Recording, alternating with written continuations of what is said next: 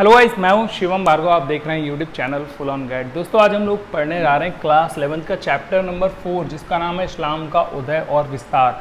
बहुत दिनों बाद ही सही वीडियो आ रही हैं और अब से जो है लगातार आती जाएंगी। तो दोस्तों, यहाँ पर हम लोग चैप्टर को पढ़ेंगे जैसे एक धर्म का उदय होता है उस हिसाब से। हालांकि आप अपनी किताब से पढ़ सकते हैं यहाँ पर, लेकिन आपको एक चीज़ पहले ही बता देता हूँ कि बहुत सारे लोग ऐसे हैं जो इस चैप्टर से मतलब परे, वो उनकी अपनी कहानी अलग होती है। यानी कि वो बोलते हैं इस्लाम धर्म का उदय इस तरीके से नहीं हुआ, उस तरीके से हुआ। लेकिन मैं यहाँ पर वो आपको पढ़ाने की कोशिश करूँगा जो आपकी बुक में दिया हुआ है, एनसीईआरटी की बुक में दिया हुआ है गाइस। तो इसीलिए इस चैप्टर को जो है बुक की नज़र से देखिए, ना कि आपने जो कहानी सुनी हुई है या फिर आपको किसी और ने कहानी बताई हुई है। तो वो भी बात सही होगी। देखो, मैं कुछ भी सही गलत नहीं बता रहा हूँ, लेकिन अगर आपको एग्जाम में पास होना है ना, तो यही सब लिख करके आना पड़ेगा। इसीलिए मैं यहाँ पर आपको यही वाला चैप्टर पढ़ाने जा रहा हूँ। और गाइज, मैंने आगे ग्रेजुएशन लेवल की भी जो बुक्स पढ़ी हैं उसमें भी कुछ इसी प्रकार की कहानी दी हुई है। इसीलिए आप ज़्यादा तर्क वितर्क ना करें। कमेंट बॉक्स में बहुत सारे लोग जो है तर्क वितर्क करने लगते हैं। दोस्तों, इस चैप्टर के बाकी पार्ट्स और इस बुक के बाकी चैप्टर आपको इस वाले पेज पर देखने को मिल जाएंगे। इस पेज की लिंक आपको डिस्क्रिप्शन में देखने को मिल जाएगी। तो इसके बाकी चैप्टर्स और बाकी पार्ट्स को बिल्कुल भी चेकआउट करना ना भूलें। दोस्तों, इस्लाम का उदय, बहुत सारे लोग दुनिया में इस धर्म को मुसलमान के नाम से भी जानते हैं, और आप में से हो सकता है बहुत से लोग मुसलमान भी हों। कमेंट करना, मुझे बताना कि आप में से कौन कौन से लोग जो है मुसलमान धर्म से हैं। तो दोस्तों, ये धर्म शुरुआत एक व्यक्ति से हुई थी। कब हुई थी? सन 612 ईस्वी में इस धर्म की शुरुआत हो गई, यानी कि आपके 7वीं शताब्दी से। और दोस्तों, सबसे खास बात यह है कि आज पूरी दुनिया में 1 अरब से भी ज़्यादा लोग जो हैं वो इस्लाम धर्म के हैं। आप देखेंगे दुनिया में बहुत सारी कंट्रीज़ हैं अलग अलग, मतलब बहुत सारी अलग अलग ऐसी कंट्रीज़ हैं जिनका एक दूसरे से कोई ताल्लुकात नहीं है, लेकिन उसके बावजूद भी सभी वहाँ पर इस्लाम धर्म के हैं। और सबसे खास बात यह है कि उनका पहनावा अलग है, उनका काम करने का तरीका अलग है, जो उनका रहन सहन का स्टाइल है, सब कुछ अलग अलग है। लेकिन उसके बावजूद भी सबकी, अगर आप इतिहास की जड़ों में जाओगे, सबको पीछे देखोगे, तो वो सब एक ही जगह से आपको आते हुए दिखाई देंगे। कहने का मतलब है कि एक पॉइंट पर बहुत सारे लोग इकट्ठा हुए, फिर वो अलग अलग जगह चले गए, उन्होंने अलग अलग रीति रिवाजों को अपना लिया, लेकिन वो सब इस्लाम धर्म के लोग हैं। दोस्तों, चैप्टर को स्टार्ट करने से पहले ना उसके स्रोतों के बारे में पढ़ना बहुत ज़्यादा ज़रूरी होता है, सोर्सेज के बारे में पढ़ना बहुत ज़्यादा ज़रूरी होता है, क्योंकि हमको आखिर पता तो चलना चाहिए यार कि मैं जो बातें बताने जा रहा हूँ वो सारी बातें कहाँ से आती हैं। कहने का मतलब है यार कि मतलब ऐसे ही हवा में तो थोड़ी बोल रहे होंगे। जो भी हमने बोला है उस पर कुछ ना कुछ रिसर्च की गई होगी कई सारे लोगों के द्वारा, तभी तो सारी बातें निकल करके आ रही हैं और आज की बुक में लिखी हुई हैं। अदरवाइज़ आपने सुना होगा बहुत सारी चीज़ें होती हैं जो मतलब हवा में चलती हैं। जैसे कि किसी ने बोल दिया कि ऐसा ऐसा होता था, तो वो बातें सच नहीं होती। पुराने ज़माने की परियों की बातें जो थी वो एक्चुअली में आज तक ही कभी ऐतिहासिक रूप से तो सिद्ध हुई नहीं, इसीलिए हम परियों की बातों को नहीं मानते हैं। लेकिन ये जो बातें ये सिद्ध की जाती हैं। क्या क्या सोर्स हैं इनके? जैसे कि इस्लाम धर्म के बारे में हमको सबसे ज़्यादा देखने को मिलता है इतिवृत्तों में। इतिवृत्त क्या होता है दोस्तों? ये उस समय पर घटनाओं का कालक्रम होता था, और उनको पढ़ने के बाद में उनके आधार पर जो है हम लोग थोड़ा बहुत इतिहास को समझ पाते हैं, उनके पीछे की चीज़ों को समझ पाते हैं। दोस्तों, आज भी बहुत सारे इतिवृत्त चलते हैं। जैसे कि आपने देखा होगा प्रेजेंट टाइम पर बहुत सारी बुक छपती हैं, कालक्रम वाली बुक होती हैं जो मंथली छपती जाती हैं, जो ईयरली छपती जाती हैं। आप भारत 2017, भारत 2018, भारत 2020, 21, 22 ऐसे देखते रहोगे दोस्तों, पूरे भारत का उसमें जो है वर्णन दिया होता है। हालांकि वो इकोनॉमिकल होती हैं। अगर आप करंट अफेयर की देखो तो वहाँ पे भी मिल सकती है। तो दोस्तों, उस टाइम पर उनकी ज़रूरत के हिसाब से इतिवृत्त छापे जाते थे, जो उनका एक अच्छा खासा इतिहास का स्रोत था। इसी के बाद में दोस्तों यहाँ पर कुछ ऐतिहासिक कृतियाँ भी देखने को मिलती हैं। जैसे कि किसी के जीवन चरित्र के बारे में अगर हम देखें, पैगम्बर मोहम्मद के जीवन चरित्र के बारे में, तो वहाँ से भी हमको बहुत सारी जानकारी मिलती है कि इस्लाम धर्म का उदय किस तरीके से हुआ। इसके बाद में दोस्तों, पैगंबर के कथन, पैगंबर जो भी बोलते थे, मतलब जो बातें वो बताते थे, लोगों को अच्छा लगता था, वो उनको क्या करते थे, ऐसे लिख करके रख लेते थे। तो उनको ही पैगंबर के कथन के रूप में एक हदीस में इकट्ठा किया गया है, यानी संग्रहित किया गया। तो उनसे भी हम इतिहास की बहुत सारी चीज़ें, यानी इस्लाम के धर्म की बहुत सारी चीज़ों को समझ पाते हैं। इसके बाद में आप सब जानते होंगे, जैसे एक पवित्र ग्रंथ इतिहास में इस्लाम में अगर उस ग्रंथ को देखें तो वो है कुरान। तो जो कुरान की टीकाएँ निकल करके आती हैं, जैसे कि होता नहीं है संस्कृत में हम लोग बोलते हैं श्लोक, तो ऐसे ही कुरान में जो अच्छी बातें हैं उनको दोस्तों हम लोग टीकाएँ बोलते हैं। तो इनको हम तफसीर भी बोल सकते हैं। तो ये भी इतिहास का एक वर्णन दिखाती हैं, जो कि इस्लाम धर्म के उदय के बारे में हमको काफ़ी सारी विस्तृत जानकारियाँ प्रदान करती हैं। और दोस्तों अखबार जो है ये तो एक हर समय पर किसी भी टाइम का अखबार जब आप खोल करके देखेंगे तो उस टाइम पर कुत्ता भौंकता मिलेगा। तो उसमें दोस्तों डेली की खबरें आपको देखने को मिल जाती हैं। तो यहाँ से भी उस समय का जो इतिहास में अखबार लिखा जाता था, यानी कि प्राचीन समय में दोस्तों, उससे भी हम लोगों ने बहुत सारी जानकारियाँ ली और आपके लिए समझने के लिए इस्लाम के उदय में उनको फिट कर दी। इसी के बाद में दोस्तों आते हैं आपके दस्तावेजी साक्ष्य।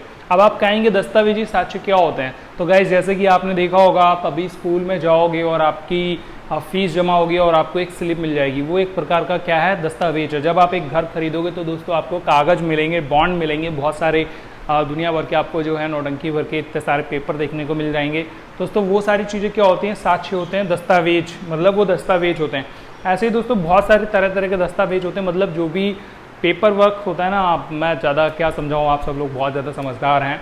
इसके बाद में दोस्तों हम लोग बात करते हैं मुद्रा के बारे में।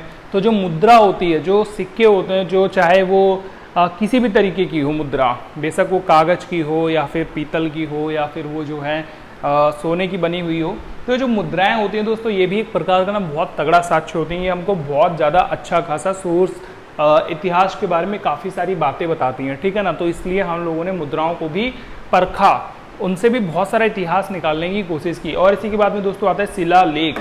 शिलालेख दोस्तों इसके बारे में हम ज़्यादा बात नहीं करेंगे क्योंकि हम लोग हर चैप्टर में बात करते आते हैं। अब ज़्यादा बात नहीं करेंगे, मैंने ऐसे इसलिए कहा क्योंकि शिलालेख का नाम पढ़ते ही आप जो है अपने दिमाग में सारी बातें समझ गए होंगे कि कौन कौन सी जो चीज़ें हैं यहाँ पर आ सकती हैं। अब जिनको शिलालेख समझ में नहीं आए उनके लिए मैं कहना चाहूँगा कि भाई आपका इतिहास जो है वो कमज़ोर है, इतिहास पर आपकी जो पकड़ है वो थोड़ी सी कमज़ोर है, आपको थोड़ी सी ज़्यादा पकड़ जो है मजबूत करनी पड़ेगी। तो दोस्तों बता देता हूँ शिलालेख में क्या होता है। जैसे कि एक पत्थर है ना गाइस, पत्थर पे कुछ भी लिखा होता है तो वो हमारे लिए शिलालेख बन जाता है। इसके बाद में हम लोग कोई अगर घर वगैरह देखते हैं उनके, जैसे आपने देखा होगा ना घर के बाहर में ऐसे हम लोग बोर्ड लगा देते हैं, उस पर खुरेद कर लिख देते हैं बिमला गुप्ता मकान नंबर 532 गली नंबर 50 ब्लॉक डी, ऐसे करके लिखते हैं ना। तो वो सारी चीज़ें शिलालेख के रूप में आ जाती हैं गाइस। फिर अगर हम लोग देखते हैं कि किसी की कब्र वगैरह पे भी बहुत सारी डिटेल लिखी होती है, मतलब जो खुरेद करके लिख दिया जाता है, तो इस तरीके की चीज़ों को दोस्तों हम लोग शिलालेख बोलते हैं। तो यहाँ से हमको इतिहास जो है देखने को, समझने को मिलता है कि कैसे वो लोग रहा करते होंगे। फिर हमने दोस्तों इन सब से जो है एक निष्कर्ष निकाला और इस्लाम के उदय के बारे में दोस्तों एक कहानी बनाई। वो कहानी सच है कि झूठ है, ये इस बारे में कोई चर्चा नहीं करेगा। कहने का मतलब जो सोर्स बताते हैं, जो स्रोत बताते हैं, जो सबूत मिलते हैं दोस्तों, वही चीज़ सच मानी जाती है, ठीक है। आज का हमारा नियम यही है। तो दोस्तों उसी के आधार पर हम कहेंगे कि ये जो हमारा इस्लाम धर्म है ये इसी प्रकार से बना। अब दोस्तों हम लोग बढ़ते हैं इस्लाम धर्म की तरफ में। स्रोतों के बारे में मैंने आपको काफ़ी कुछ समझा दिया है। अब यहाँ पर आपको समझना है कि इस्लाम धर्म की शुरुआत कैसे हुई। अब दोस्तों स्टार्ट करते हैं इस चैप्टर का सबसे ज़्यादा इंटरेस्टिंग पार्ट, वो है पैगंबर मोहम्मद के बारे में जानना। दोस्तों अगर आप हेडिंग देखेंगे एनसीईआरटी की बुक में तो आपको ये हेडिंग देखने को मिलेगी, अरब में इस्लाम का उदय, धर्मनिष्ठा, समुदाय और राजनीति। दोस्तों ये हेडिंग इतनी लंबी क्यों है? क्योंकि यहाँ पर कई सारी बातें जो हैं इस पार्ट में, इस हेडिंग में आपको देखने को मिलेंगी। यानी कि यहाँ पर आपको पैगंबर मोहम्मद के बारे में देखने को मिलेगा, कैसे उन्होंने धर्म का शुरुआत की वो भी देखने को मिलेगी। साथ में मक्का मदीना के बारे में भी पढ़ने को मिलेगा, अरब लोगों के बारे में पढ़ने को मिलेगा, कई सारी चीज़ें हैं। इसीलिए एक हेडिंग में बड़ी लंबी चौड़ी जो है हेडिंग बनाई गई है। तो सबसे पहले समझते पैगंबर मोहम्मद के बारे में। गाइस पैगंबर मोहम्मद 612 ईस्वी में अपने आप को खुदा का संदेशवाहक घोषित करते हैं। अब आप कहेंगे संदेशवाहक क्या होते हैं? तो संदेशवाहक का मतलब होता है जो अल्लाह का मैसेज होगा वो जनता तक पहुंचाना, ठीक है। उन्होंने खुद को अल्लाह का संदेशवाहक घोषित किया। अब ये अल्लाह शब्द कहाँ से आया था? दोस्तों देखिए सबसे पहले इस बात को समझिए, मैं जैसे जैसे आगे बढ़ रहा हूँ इनके बारे में समझाने की कोशिश कर रहा हूँ, वैसे वैसे आपको सारे पॉइंट क्लियर होते चले जाएंगे। तो अल्लाह शब्द का मतलब आया एक ईश्वर से, ठीक है। उन्होंने कहा कि अलग अलग ईश्वरों को मत मानो। जैसे होता क्या था, मैं देखो समझा रहा हूँ। अरब के रहने वाले ये जो पैगंबर मोहम्मद थे वहाँ पर कबीले थे, ठीक है ना। कबीले के बारे में हम लोग बाद में पढ़ेंगे। तो वो जो कबीले हुआ करते थे गाइस, उनके अपने अपने भगवान होते थे, यानी कि हर कबीला अपने अपने भगवानों को मानता था। इसीलिए इन्होंने कहा कि एक भगवान को मानो, ठीक है। एक जैसे भगवान को मानोगे तो एक जैसे नियम फॉलो करोगे, उससे क्या होगा, एकता बनी रहेगी। आपने देखा होगा मुसलमानों में जो एकता होती है, आप में जो भी मुसलमान हैं, बहुत ज़्यादा एकता होती है और इस बात से जो है बहुत सारी सीख लेनी चाहिए लोगों को। तो वो एकता लाने के लिए इन्होंने एक ईश्वर का होना या एक ईश्वर को मानने के लिए बात कही, जिसका नाम इन्होंने दिया अल्लाह। ठीक है, इसके बाद में इन्होंने कहा कि एक समाज की स्थापना की जानी चाहिए, ऐसे सभी लोग जिनको उम्मा कहा जाता है, जो आस्तिक होते हैं, मतलब हम लोग आस्तिक बोल सकते हैं, उर्दू भाषा में इसको उम्मा कहा जाता है। तो उम्मा के स्थापना की बात करें, यानी जितने भी आस्तिक लोग हैं वो सारे एक समाज में स्थापित हो जाएं। दोस्तों, इन्होंने अल्लाह की इबादत करने की सलाह दी। इबादत मतलब यानी कि अल्लाह जो संदेश दे रहे हैं उसको आपको मानना है। क्या संदेश थे अल्लाह के, यानी जो इनके ईश्वर थे, कहने का मतलब हम सबके ईश्वर, लेकिन वहाँ पर इन्होंने जो नाम दिया था उसमें सबसे पहले था दैनिक प्रार्थना करनी। आपने देखा होगा जो मुसलमान लोग होते हैं, अगर आप इस्लाम धर्म के नहीं हैं तो आप इस बात को नोटिस करिए कि वो दिन में एक बार प्रार्थना जरूर करते हैं, बेशक अलग धर्म के लोग महीनों महीनों नहीं करते। इसके बाद में नैतिक सिद्धांत कुछ अपनाने को कहा था, जैसे कि चोरी ना करना, खैरात ना बांटना। अच्छा, खैरात बांटना, ठीक है ना, ये चोरी ना करना जैसे शब्द क्यों लगाया इन्होंने, क्योंकि उस टाइम पर कबीले थे ये, और कबीले जो हुआ करते थे दोस्तों, वो आप जैसे आगे पढ़ोगे धीमे धीमे कि अपने वंशज को चलाने के लिए, अपने जीविकापार्जन के लिए ये लोग लूट फतह जो होता है वो कर लिया करते थे, चोरी कर लेते थे, लूट फतेह कर लेते थे। तो इसलिए इन्होंने अपनी इबादत में एक पॉइंट डाला कि आप चोरी नहीं करेंगे और उल्टा खैरात बांटेंगे। खैरात शब्द से मतलब है दान करना, लोगों को जो आवश्यकता है, जो आपसे मांगी जा रही है वो सारी चीज़ें देना। तो दोस्तों ये कुछ बहुत सरल से इन्होंने पॉइंट बताए। और दोस्तों इन्होंने ये कहा कि मुझे एक उम्मा समाज की स्थापना करनी, यानी कि एक आस्तिकों की, जितने भी आस्तिक लोग होते हैं ना, इनकी स्थापना करनी है। एक ऐसे समुदाय की स्थापना करनी है जहाँ पर सभी आस्तिक आए जो भगवान को माने। उन भगवान का नाम इन्होंने अल्लाह रखा। ठीक है, और यहाँ पर दोस्तों ऐसे ज़्यादातर लोग इनकी बातों से प्रभावित हो गए जो मक्का के रहने वाले लोग थे। और कौन से ऐसे लोग प्रभावित हुए, अब देखो मैं यहाँ पर आपको ये समझाने की कोशिश कर रहा हूँ कि मक्का के लोग यहाँ पर जो है ज़्यादातर प्रभावित हुए थे स्टार्टिंग में। जैसे ही इन्होंने 612 में अपने आप को अल्लाह का संदेशवाहक बताया, मक्का के ही लोग प्रभावित हुए। अब यहाँ पर आपको ये देखना है कि मक्का के कौन से लोग प्रभावित हुए। देखो, एक समाज में अगर आप कोई भी मैसेज दोगे, ठीक है, वहाँ पर अगर 1000 लोग हों तो डेफिनेटली 300-400 लोग जो हैं आपकी बात को मानेंगे, बाकी सारे लोग आपकी बात को नेगलेक्ट करेंगे। तो यहाँ पर वही सारे लोग जो मक्का में रहते थे, कौन से लोग, जो व्यापार और धर्म से अलग हुआ करते थे, या फिर ऐसा उनको लगता था कि हमें व्यापार के लाभों से वंचित रखा जा रहा है। दोस्तों बहुत सारे लोग हो सकते हैं जिनको समाज से अलग थोड़ा सा रखा जाता हो, जैसे कि हिंदू समाज में ही होता है या ईसाई समाज में, कई सारे समाजों में कुछ लोगों को अलग रखा जाता है। तो ये आप मेरे हाथ में धागा वगैरह देख रहे हैं क्योंकि आज रक्षाबंधन है, जिस दिन मैं ये वीडियो शूट कर रहा हूँ 2020 का। तो ऐसे लोग जो व्यापार और धर्म से अलग होते थे, उन्होंने इनके धर्म को सबसे पहले माना, इनकी बातों को माना। और दोस्तों जिन लोगों ने इनकी बातों को माना था, पैगंबर मोहम्मद की बातों को, वो दोस्तों मुसलमान कहलाते थे। ठीक है, अब यहाँ पर आपको पैगंबर मोहम्मद के इस्लाम धर्म के उदय के बारे में सारा कुछ लगभग समझ में आ गया। क्या समझ में आया कि एक पैगंबर मोहम्मद जिन्होंने अपने आप को अल्लाह का संदेशवाहक बताया, उन्होंने कुछ बहुत साधारण से बहुत अच्छे नियम बताए, ऐसे नियम जो सच में बहुत ज़्यादा अच्छे हैं, मुझे भी पर्सनली नियम बहुत अच्छे लगते हैं ये सारे। इसके बाद में जिन लोगों ने इनको माना वो दोस्तों मुसलमान कहलाने लगे। कौन से लोगों ने शुरुआत में माना था, जिन्होंने अपने आप को दूसरे धर्मों से, जैसे उस टाइम पर आप देखेंगे अगर अरब साइड में तो आपको ईसाई धर्म या यहूदी लोग जो हैं ज़्यादातर दिखाई देंगे। तो दोस्तों उनमें से कई सारे लोग यहाँ पर आए और इस धर्म को स्वीकारने लग गए, धर्म की शुरुआत हो गई। इसके बाद में दोस्तों यहाँ पर आपको लग रहा होगा कि सब कुछ बहुत अच्छा चलने लगा, लेकिन ये जो मुसलमान थे, जो नए नए मुसलमान बने दोस्तों, जैसे अगर आप एक दुकान खोलना चाहते हैं या अगर आप एक मॉल बनाना चाहते हैं, आपके पास में करोड़ों रुपए हैं, ठीक है, आप मॉल बनाना चाहते हैं बहुत बड़ा, बहुत आलीशान सा, लेकिन फिर भी आपके सामने ऐसी प्रॉब्लम आएंगी जिसको आपको सॉल्व करना पड़ेगा। दुनिया में हर एक चीज़ के लिए यही रूल लागू होता है कि अगर कुछ बनता है तो उसके लिए पहले परीक्षा देनी पड़ती है। यहाँ पर भी मुसलमानों को अपने धर्म की शुरुआत करने के लिए परीक्षा देनी पड़ी थी। क्या परीक्षा थी? कहने का मतलब उनका समाज में बहुत ज़्यादा जो है बहिष्कार हुआ था, उनको अलग कर दिया गया था समाज से, उसके बारे में हम लोग बाद में पढ़ेंगे। लेकिन हम पहले समझते हैं पैगंबर मोहम्मद के बारे में कि पैगंबर मोहम्मद आखिर थे कौन। बेसिकली पैगंबर मोहम्मद भाषा और संस्कृति से दोस्तों अरबी थे। अरबी मतलब ये अरब देश के रहने वाले थे, तो हम इनको अरबी कहते हैं क्योंकि वहाँ की जो भाषा थी, वो जो उनकी संस्कृति थी, वो सब कुछ अरबी हुआ करती थी। ठीक है, अब अरबी होने के कारण दोस्तों यहाँ पर ना अरब देशों में कबीले हुआ करते हैं, जिनके बारे में हम भी आगे और ज़्यादा डिटेल से बात करेंगे कबीलों के बारे में। तो इस अरबी शब्द को आप यहाँ पर रख दो। दूसरी चीज़ जो है, इनका जो कबीला था दोस्तों वो कुरैश था, मतलब जो कुरैश मक्का में रहता था, इनके कबीले का नाम था। अब दोस्तों ये जिस जगह पर रहते थे वहाँ के धर्म स्थल पर इनके पूरे कबीले का नियंत्रण हुआ करता था। अब दोस्तों अगर हम लोग बात करें इनके धर्म स्थल की, तो जिस धर्म स्थल पर इनका नियंत्रण था दोस्तों, उसका जो ढांचा था वो घनाकार था, यानी कि क्यूब की तरीके से हुआ करता था, जिसको दोस्तों काबा कहा जाता है। और आज के ज़माने में, आज के भी समय में इस्लाम धर्म के लोगों के लिए वो हज की यात्रा वाला जो काबा है, जहाँ पर लोग हज की यात्रा करते हैं, जाते हैं दोस्तों, वो काबा सबसे पवित्र स्थान माना जाता है।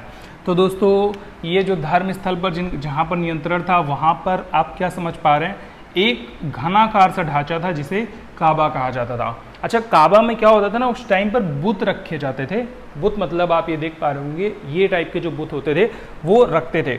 और तो और दोस्तों जो बाहरी लोग थे, देखो ये तो इनके कबीले की बात हो गई, जो दूसरे कबीले हुआ करते थे या जो दूसरी जगहों पर रहते थे दोस्तों, वो लोग भी अपने जो बुत होते थे वो ला करके यहाँ पर इनके काबा में रखते थे। और काबा को बहुत ज़्यादा पवित्र जगह माना जाता था। अब दोस्तों बुत रखते थे, तो बुत रखने के लिए एक बार आना होता था, एक बार जाना होता था, या फिर कह सकते हैं कि उस बुत की पूजा करने के लिए, उस काबा की पूजा करने के लिए वो आते थे। तो इस आने के समय को दोस्तों यहाँ पर इबादत गाह की यात्रा कहा जाता था, जिसे हज यात्रा के नाम से जाना जाता है। और आपने बहुत सारी मूवीज़ देखी होंगी जहाँ पर हज की यात्रा की जाती है। आप ये सारी पिक्चर देख पा रहे होंगे जहाँ पर लोग हज की यात्रा करने के लिए एकत्रित हुए इस काबा के चारों तरफ में जो है इकट्ठा होते हैं सबसे बड़ी मस्जिद में, और वहाँ पर सैकड़ों की संख्या में लोग पहुँचते हैं। और ये तब से चला आ रहा है जब से पैगंबर मोहम्मद ने इन सारी चीज़ों की स्टार्टिंग की थी। अब दोस्तों काबा के बारे में थोड़ा सा और समझते हैं, मैंने यहाँ पर लिख करके रखा हुआ है। काबा क्या था, बेसिकली काबा एक बहुत ज़्यादा पवित्र स्थल था जहाँ पर हिंसा वर्जित हुआ करती थी। हिंसा वर्जित का मतलब है, देखो ये शब्द क्यों बार बार प्रयोग में आ रहे हैं, ये शब्द इसलिए प्रयोग में आ रहे हैं क्योंकि जहाँ पर इस धर्म का शुरुआत हुआ, मतलब जहाँ पर इस धर्म की शुरुआत हुई, मतलब जहाँ पर इस धर्म की शुरुआत हुई दोस्तों, वहाँ के लोगों के बीच में हिंसा, लूटपाट, चोरी चकारी जैसे बड़ा फेमस होंगी। मैं ऐसा अनुमान लगा रहा हूँ और इतिहासकार भी ऐसा ही कहते हैं, इसलिए वहाँ पर हिंसा वर्जित लिखा गया। ठीक है, वहाँ पर हिंसा वर्जित थी, आप किसी से मारपीट नहीं कर सकते थे, आप झगड़े नहीं कर सकते थे। और तो और यहाँ पर जितने भी दर्शनार्थी हुआ करते थे इनको दोस्तों सुरक्षा दी जाती थी। ठीक है, जो उस हज में यात्रा करने के लिए आते थे, हज यात्रा में शामिल होते थे। तो दोस्तों काबा एक बहुत ज़्यादा फेमस यानी कि पवित्र स्थान तभी भी था और अभी भी माना जाता है। दोस्तों इस काबा की बहुत सारी यहाँ पर विशेषताएं हैं, जैसे कि सबसे पहली बात तो आप ये समझ सकते हो कि जब अलग अलग कबीले, अलग अलग संस्कृति के लोग, अलग अलग जगह के लोग जब आ करके एक पास इकट्ठा होंगे तो होगा क्या कि आपस में जो आचार विचार हैं वो साझा होंगे, जिससे कि जो संस्कृति है वो आपकी और फलेगी फूलेगी। तो दोस्तों इसी तरीके से यहाँ पर कई सारे लोग जो थे अपनी संस्कृति को काफ़ी ज़्यादा फैला फुला पाए। दोस्तों इसी के साथ में एक छोटी सी बात आपको और भी याद रखनी है कि ये जो मक्का पड़ता है ये एक बहुत ही फेमस जगह हो गया, खास करके व्यापार के लिए, धर्मस्थल के लिए, पूजा स्थानों के लिए, क्योंकि लोग अलग अलग जगहों से आकर के यहाँ पर एकत्रित हुआ करते थे, जिसके कारण से मक्का एक बहुत फेमस जगह मानी जाने लगी। जैसा कि दोस्तों मैंने आपको बताया अरब लोगों के बारे में, यानी कि जो लोग अरब में रहते थे जिसमें से पैगंबर मोहम्मद भी एक थे। तो दोस्तों वहाँ के ज़्यादातर लोग जो थे वो कबीलों में बटे हुआ करते थे और इन कबीलों का नेतृत्व, अब देखो हर एक चीज़ का नेतृत्व होता है, तो यहाँ पर कबीलों का भी नेतृत्व होता था, जिनका नेतृत्व एक शेख द्वारा किया जाता था। और ये शेख दोस्तों ग्रुप के सबसे बड़े यानी उम्र दराज व्यक्ति को बनाया जाता था, लेकिन ज़्यादातर यहाँ पर जिसके पास में सबसे ज़्यादा बुद्धि हो, जिसके पास में सबसे ज़्यादा साहस हुआ करता था, उन लोगों को शेख बनाया जाता था। इसके बाद में दोस्तों हर कबीले के जो होते थे ना अपने स्वयं के देवी देवता होते थे, जैसा कि मैंने आपको अभी बताया था थोड़ी देर पहले। और इन देवी देवताओं को हम लोग दोस्तों यहाँ पे बुतों के रूप में देख सकते हैं। इन देवी देवताओं को ये लोग अपने बुतों के रूप में रखा करते थे शुरुआत में, पैगंबर मोहम्मद के आने से पहले, या फिर कह सकते हैं कि पैगंबर मोहम्मद ने इस्लाम धर्म को शुरू किया उससे भी पहले, या फिर कह सकते हैं कि धर्म इधर चल रहा था इस्लाम धर्म, लेकिन उसके दूसरी तरफ में जहाँ पर जो लोग इस धर्म से नहीं जुड़े थे वो लोग बुतों के रूप में, मूर्तियों के रूप में जो है इनको सजा करके रखते थे। दोस्तों इन बुतों को सनम भी कहा जाता था। इसके बाद में दोस्तों ज़्यादातर जो कबीले हुआ करते थे ये खाना बदोश होते थे, इनको बद्दू भी कहते हैं, खाना बदोश को आप यहाँ पर बद्दू भी कह सकते हैं, ठीक है।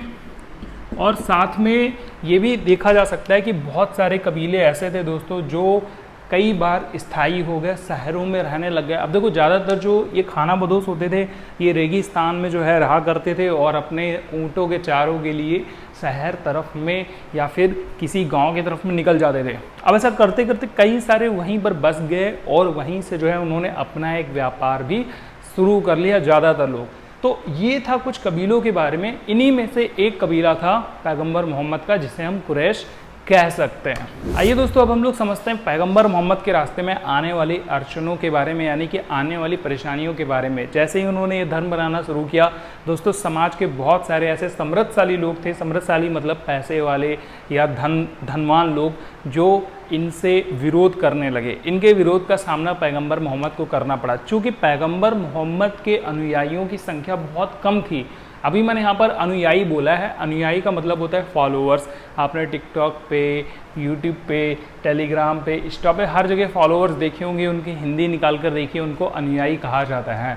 तो दोस्तों यहाँ पर पैगंबर मोहम्मद के जो फॉलोअर्स थे उनको और साथ में पैगंबर मोहम्मद को इन लोगों का बहुत ज़्यादा विरोध का सामना करना पड़ा। अब ये विरोध क्यों हो रहा था? देखो पैसे वाले लोग इसलिए विरोध कर रहे थे क्योंकि इनके जो अपने भगवान थे, कैसे भगवान, जैसे अभी मैंने आपको पहले बताया था ना बुतों के बारे में, मूर्तियों के बारे में, सनम के बारे में, तो दोस्तों ये ठुकराना इनको अच्छा नहीं लग रहा था। कहने का मतलब अगर आपसे कोई कहेगा कि आप जिन भगवान को पूजते हो उनको छोड़ो, दूसरे भगवान को मानना शुरू कर दो, तो मे भी आपकी जो भावनाएं हैं उनको ठेस पहुँचे। तो दोस्तों यहाँ पर ऐसे ही जो पैसे वाले लोग थे या फिर कह सकते हैं जो समृद्धशाली लोग थे उनको बुरा लगा। अब चूँकि समृद्धशाली लोगों की संख्या ज़्यादा थी और इनके जो फॉलोअर्स थे वो काफ़ी ज़्यादा उस समय तक में कम थे, इसलिए सन 622 में पैगंबर मोहम्मद को मदीना के लिए रवाना होना पड़ा। कह सकते हैं कि पैगंबर मोहम्मद जो थे अपने अनुयायियों के साथ, जितने भी इनके फॉलोअर्स थे उनको और साथ में पैगंबर मोहम्मद को मक्का छोड़ करके मदीना के लिए निकलना पड़ा। अब दोस्तों ये जो समय था, ये जो यात्रा थी उनकी बहुत ज़्यादा इम्पॉर्टेंट हो गई इस्लाम धर्म के लिए। क्यों इम्पॉर्टेंट हो गई आप ध्यान से समझिए। इम्पॉर्टेंट इसलिए हो गई क्योंकि इस यात्रा का नाम दिया गया हिजरी। कई जगहों पर हिजरा देखने को मिलता है या फिर हिजरी देखने को मिलता है 622 से। और दोस्तों इसी दिन से, जिस दिन से पैगंबर मोहम्मद मदीना में प्रवेश करते हैं, यानी कि मक्का से निकल करके अपने अनुयायियों के साथ में मदीना में पहुंचते हैं, उसी दिन से हिजरी कैलेंडर की शुरुआत हो गई, यानी कि इस्लामी धर्म के कैलेंडर की शुरुआत हो गई। आइए दोस्तों थोड़ा सा इस्लामी कैलेंडर पर भी नज़र फेर लेते हैं। दोस्तों हिजरी कैलेंडर की स्थापना जो थी ये सन 622 ईस्वी में की गई थी। इस तारीख को अंग्रेजी में जब भी लिखा जाता है तो वर्ष के बाद में AH लगा दिया जाता है। हिजरी वर्ष चंद्र वर्ष है जिसमें 354 दिन, 29 अथवा 30 दिनों के 12 महीने जो कि मुहर्रम से धुल हिजा तक चलते हैं। प्रत्येक दिन सूर्यास्त के समय से शुरू होता है और प्रत्येक महीना अर्धचंद्र के दिन से शुरू होता है। हिजरी वर्ष सौर वर्ष से 11 दिन कम होता है, यानी कि जो साल हम लोग फॉलो करते हैं उससे 11 दिन इसमें कम ही दिन होते हैं। इसीलिए दोस्तों हिजरी का जो कोई भी त्यौहार होता है वो कोई भी मौसम के अनुरूप नहीं होता। हिजरी कैलेंडर की जो दोस्तों तारीखें होती हैं वो ग्रेगोरियन कैलेंडर से कभी भी मैच नहीं करती। इस्लामी कैलेंडर यानी कि AH और ग्रेगोरियन कैलेंडर यानी कि C, इनके वर्षों के बीच में अगर आपको मोटे रूप से समानता निकालनी है तो आप ये जो फॉर्मूला दिखाई दे रहा है H × 32/33 + 622 बराबर में C, तो इस तरीके से आप कोई भी तारीख जो चाहे वो AH में निकालनी हो या फिर C में निकालनी हो निकाल सकते हैं।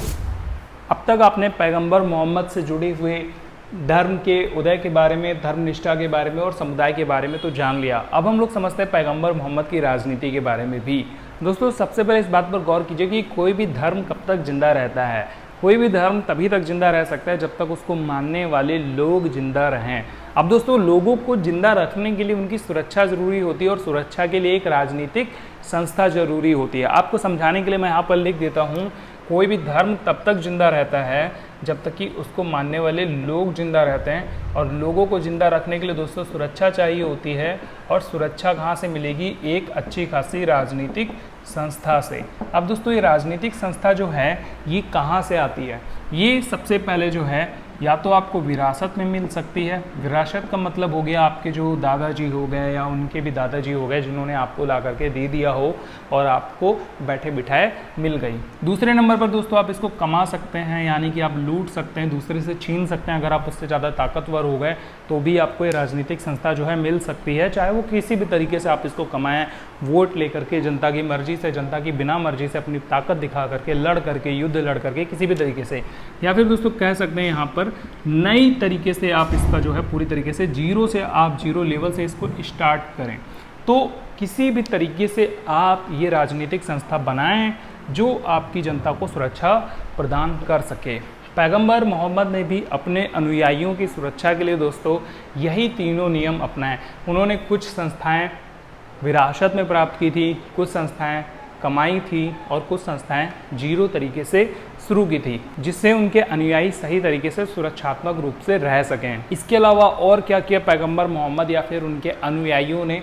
तो दोस्तों यहाँ पर सबसे पहले पैगंबर मोहम्मद ने उम्मा को एक बड़े समुदाय के रूप में बदल दिया, जिससे क्या हुआ और बहुत सारे लोगों को इस धर्म में आने का मौका मिला, चाहे वो बहुदेववादी हों या फिर यहूदी हों, सभी लोग इस धर्म में आने लग गए। और दोस्तों इन्होंने पैगंबर मोहम्मद ने कर्म कांड जैसी चीज़ों को चला दिया था। अब ये कर्म कांड क्या होते हैं बात करते हैं इस पर। जैसे आपने सुना होगा इस्लाम धर्म में रोजे होते हैं, व्रत होते हैं, उपवास होते हैं। तो दोस्तों उससे श्रद्धा बढ़ती है, आस्था बढ़ती है, तो वो चीज़ें करके लोगों को और ज़्यादा अपने धर्म की ओर इन्होंने आकर्षित किया। लोग इनके धर्म में जुड़ने लगे, यानी कि इस्लाम धर्म में जुड़ना शुरू हो गए थे।